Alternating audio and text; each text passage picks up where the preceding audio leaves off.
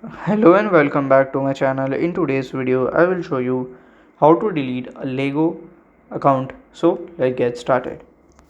So basically if you want to delete a Lego or Lego Builder account, you have to follow this easy step.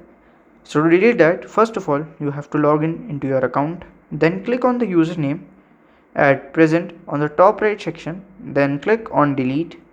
So they will ask you for the enter your password. Just enter your password and select the delete yes option, then your account will be deleted. Note once you have deleted, you can't cancel it, and your VIP subscription and everything will be deleted forever. So by this way you can do it, and it's an easy way too. And if you have any question related to this, you can let me know in my comment section. And if you find this video helpful, make sure you like, subscribe, and share the video. Thank you for watching.